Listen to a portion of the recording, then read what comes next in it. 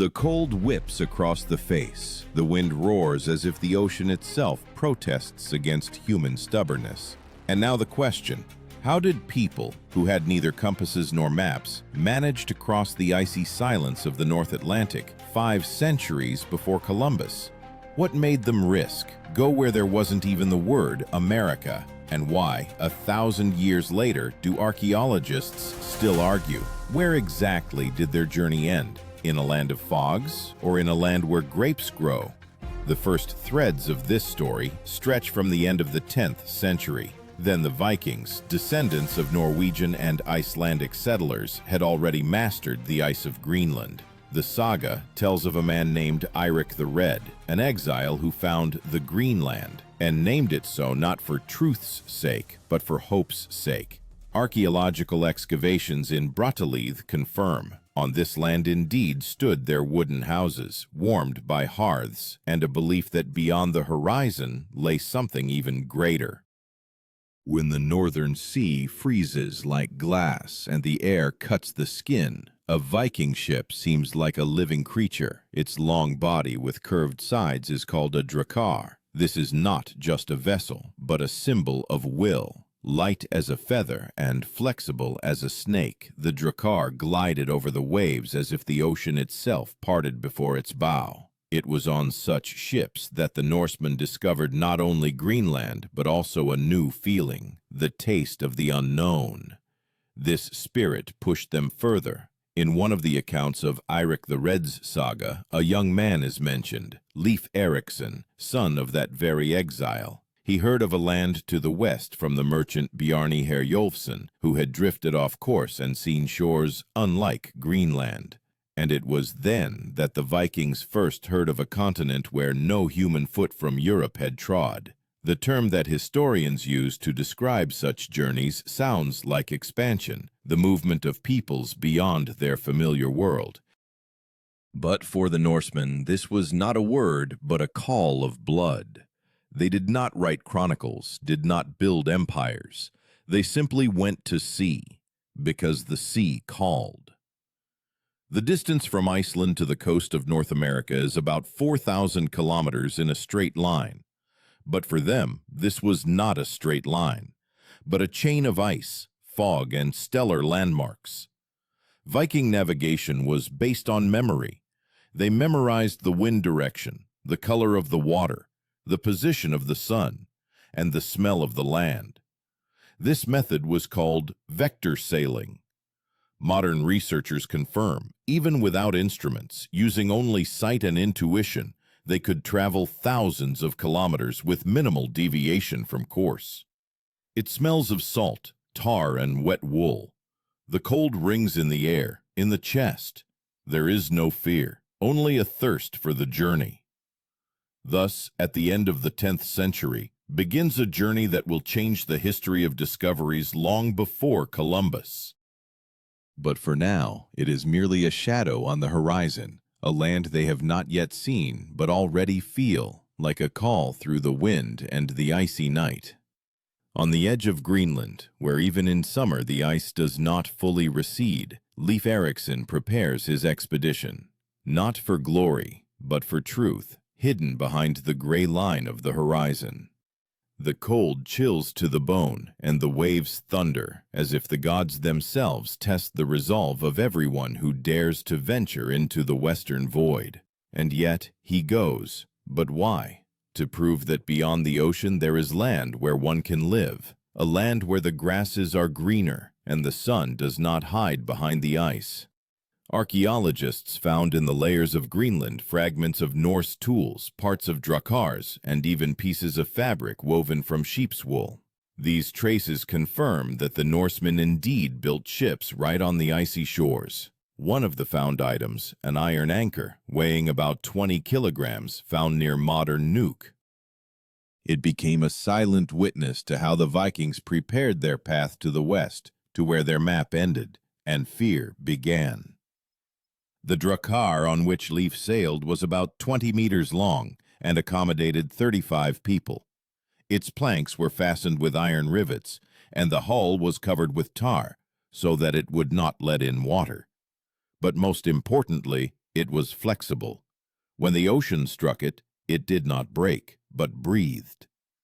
Modern shipbuilders call this principle clinker-built construction, but for the Vikings it was the art of survival.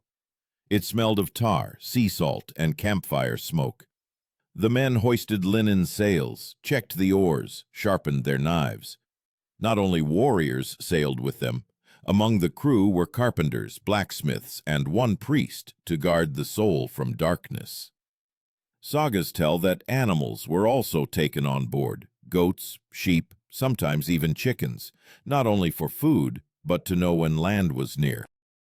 If a bird, released from its cage, did not return, it meant that shore was ahead. Here first appears a term that became a symbol of northern courage, volva.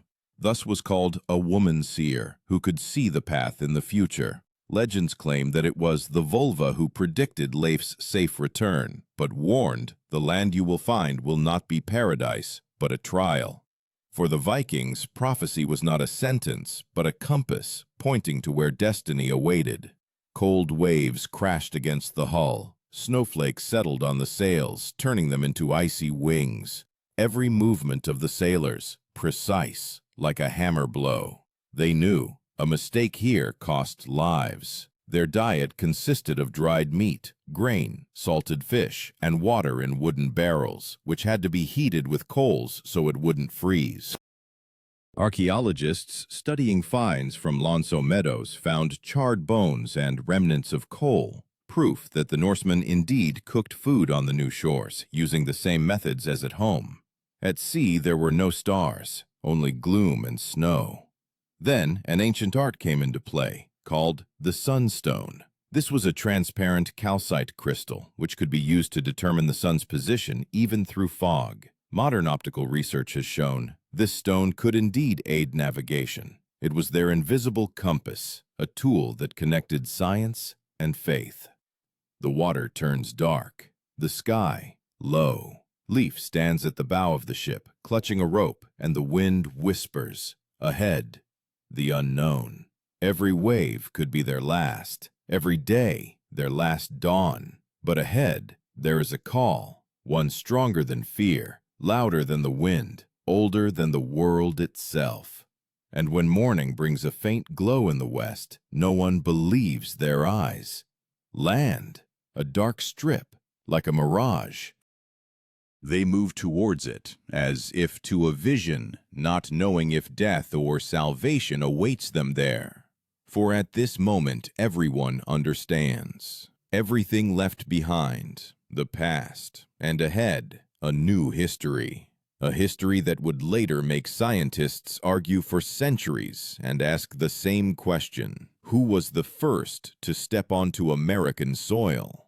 The sea quieted. After weeks of storms and icy gales, the air suddenly became still, and a thin strip of green light rose above the horizon. Thus the Vikings first saw the land that would later be called Vinland, the land of wine.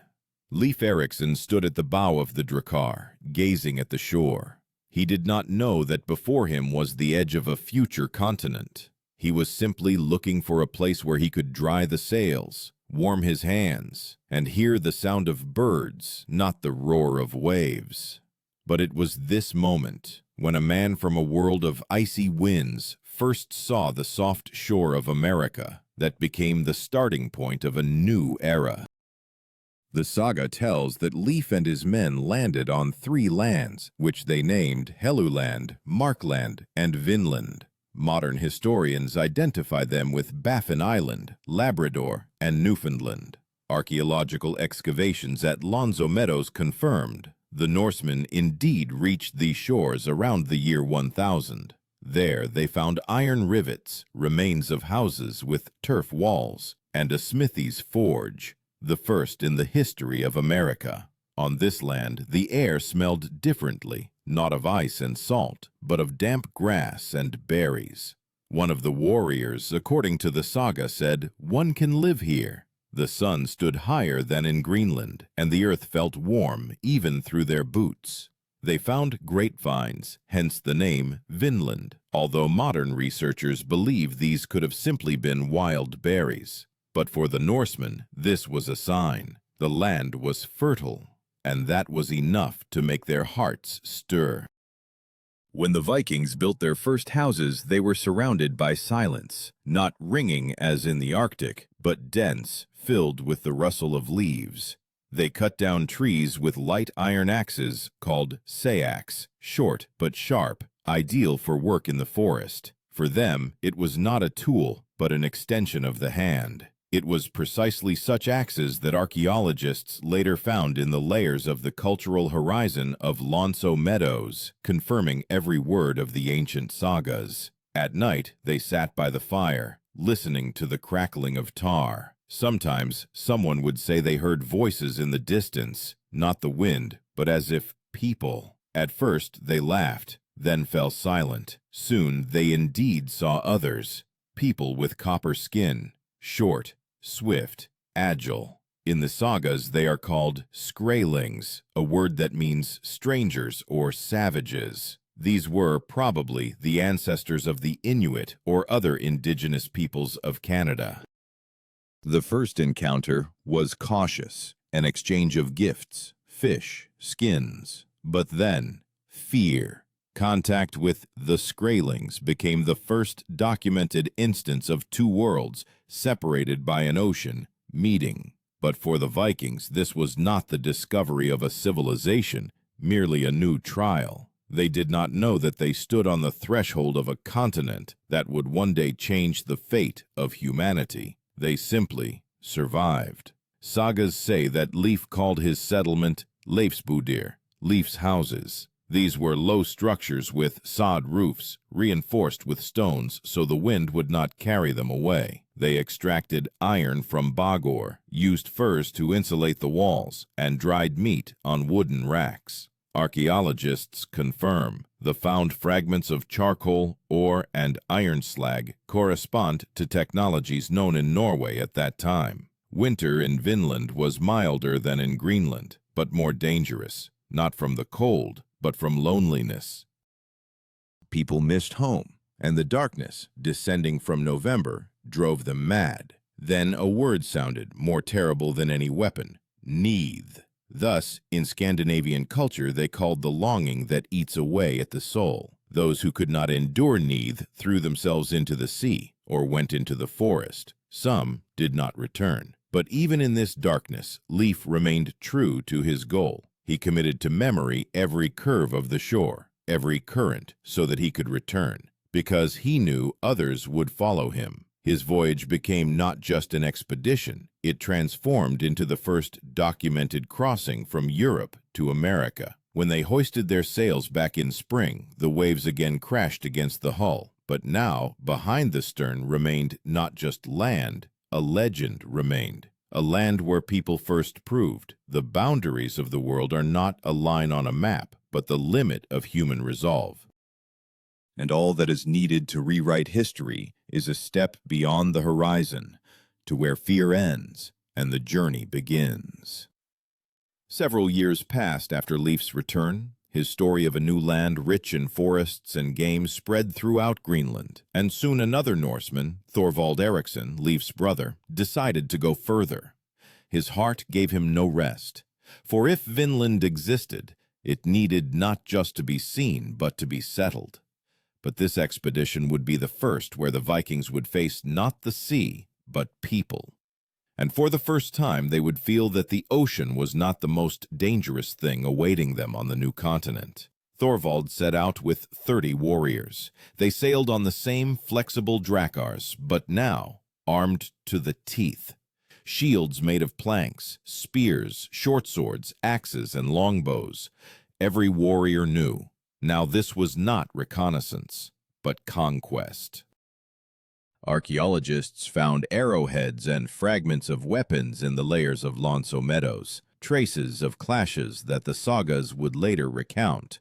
The coast of Vinland met them with fog and the smell of damp earth. They built camps, fortified their dwellings, and walked along the coastline. One of Thorvald's companions recorded, "The land there is good, the water is clean, and the sun caresses the face." But soon the silence turned into alarm. From the forest appeared people, the very Skrælings. They came not with gifts, but with spears. The first arrow pierced the air, like a sign of the end. The battle was short and brutal. The Norsemen fought them off, but Thorvald was wounded by a spear in the chest. The saga tells that before his death he said, "It is good for me to die here. Bury me on this hill." His grave, according to legend, became the first European burial on American soil. No one knows exactly where it is, but archaeologists are still searching for this hill, comparing topography and data from the sagas. Then the Vikings understood, this land is beautiful, but it does not await guests. Their expeditions grew shorter, clashes more frequent. The journey home, ever harder. Historians believe that within 20 years after Leif and Thorvald, there were several expeditions by Karl Sigurdsson, Freydis, daughter of Eirik the Red, and others. All of them tried to establish a permanent settlement, but each time they encountered the same thing: hostility and solitude. The term that modern researchers use to denote this phenomenon is liminality. This is a state between two worlds, when a person no longer belongs to the old but is not accepted by the new. This is exactly what the Vikings felt in Vinland. They could not return as they were before, and they could not stay.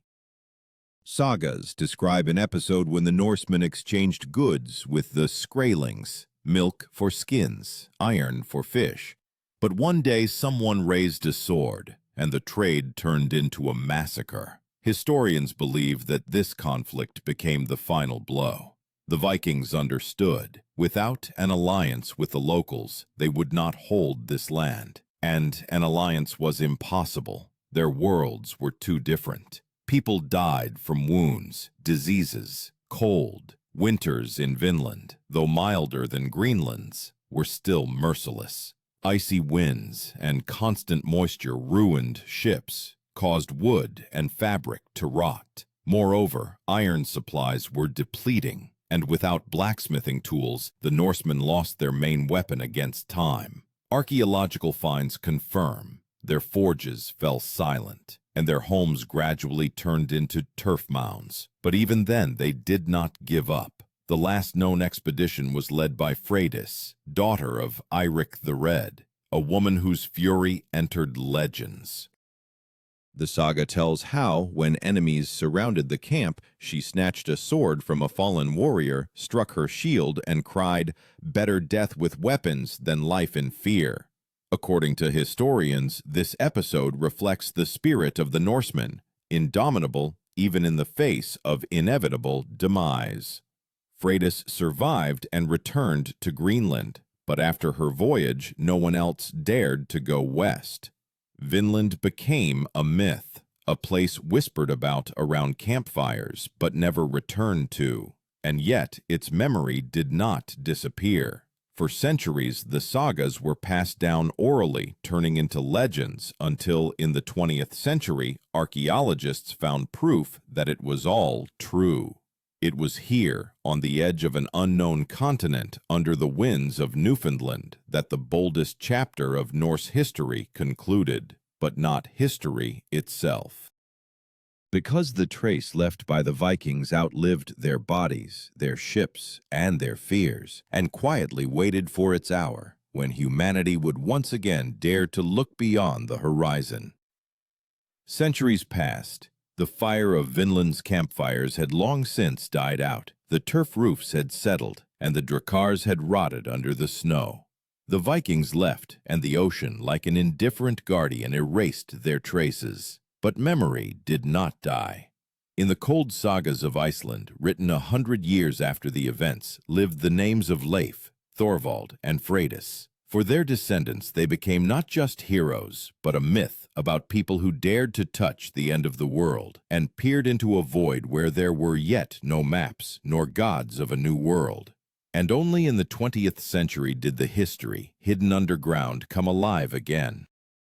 In the summer of 1960, Norwegian archaeologists Helga and Anne Steine Ingstad found strange grass-covered hills on the northern tip of Newfoundland. Local fishermen called this place Meadows. Beneath a layer of earth were hidden the remains of dwellings, a smithy, and wooden structures. Radiocarbon dating showed the age of the finds was about 1,000 years. This meant one thing. The Vikings had indeed been in America 5 centuries before Columbus. Archaeological reports confirmed the data from the sagas. Myth became fact. At the settlement site, iron rivets, charred beams, stone hearths, and traces of a metal forge were found. Among the finds were a fragment of a bronze pin, typical for Scandinavian women of the 11th century, and stone sharpening wheels. All of this spoke not of a temporary stop, but of a true settlement. Modern historians believe that Meadows was a base where the Vikings returned from the south after reconnaissance voyages.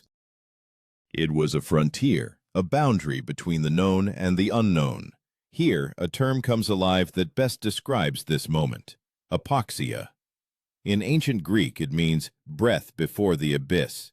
This can describe the state of the first explorer standing before a new world. The Vikings felt this apoxia, looking at the shores of Vinland, fear and excitement simultaneously. And it is this feeling, as modern psychologists of history believe, that drives every great discovery. The wind over Newfoundland sounds the same as it did 1,000 years ago. It carries the smell of salt, seaweed, and cold iron. Here, among the bogs and stones, one can almost hear the blows of the smith's hammer, the creak of wooden beams, the voices of people arguing about the way home. Meadows became a meeting point of science and legend, a spot where the word of the saga turned into archaeological fact. It was here that the world recognized America was discovered not by Columbus, but by warriors from the north. But the fate of Vinland remained tragic. Historians believe that a climactic cooling known as the Little Ice Age, which began in the early 11th century, definitively severed the sea routes between Greenland and America. The Vikings left, and the ocean, like an indifferent guardian, erased their traces. But memory did not die. In the cold sagas of Iceland, written 100 years after the events, lived the names of Leif, Thorvald, and Freydis. For descendants, they became not just heroes, but a myth about people who dared to touch the end of the world and peered into a void where there were yet no maps, nor gods of a new world. And only in the 20th century did the history, hidden underground, come alive again.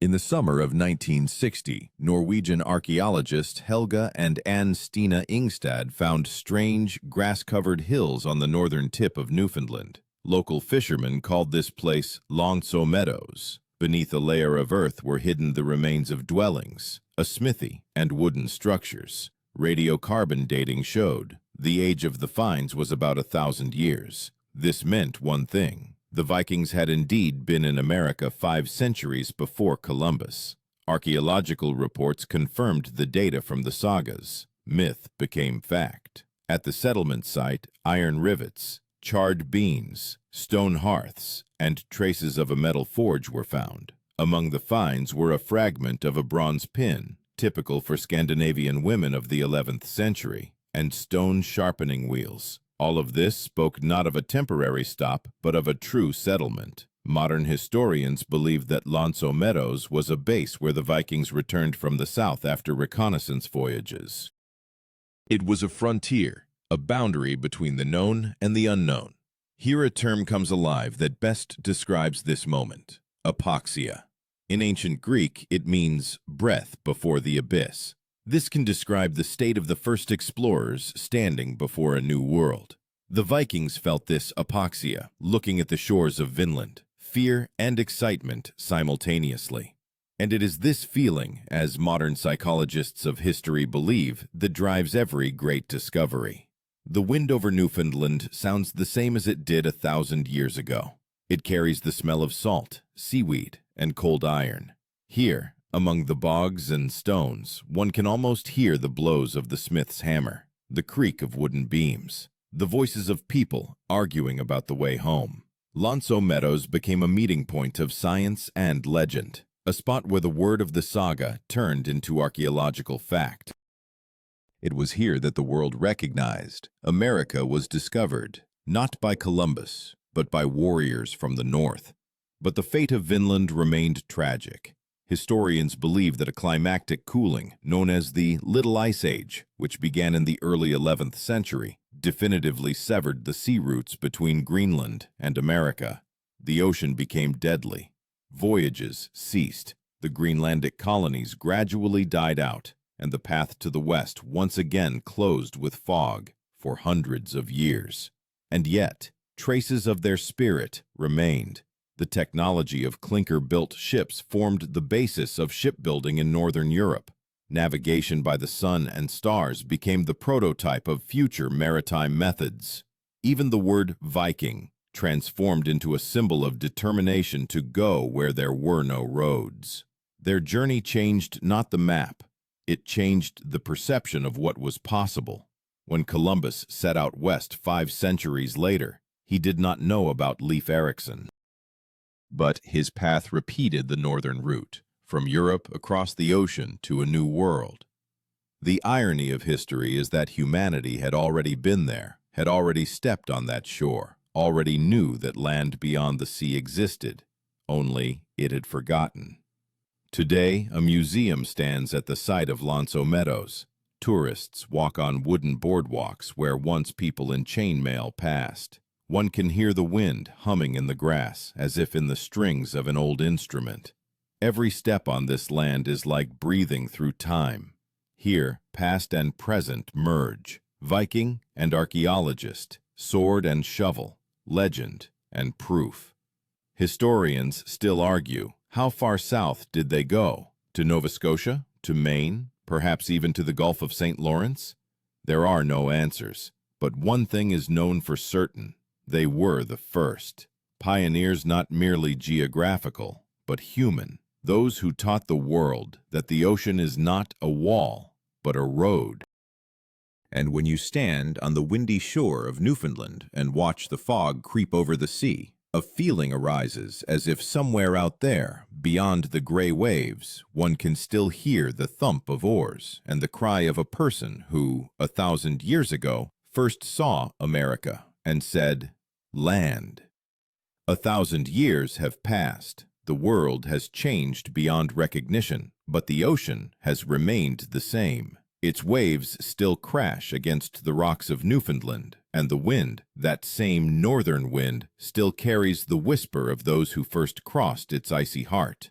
When archaeologists lift a rusty nail or a shard of pottery from the ground, these are not just finds. They are the breath of an era in which man first dared to go where there was no road. Today, Leif Erikson's name stands alongside Columbus's in textbooks, but their paths are as different as ice and sun. Columbus went for glory and kings, Leif for the sake of the journey itself.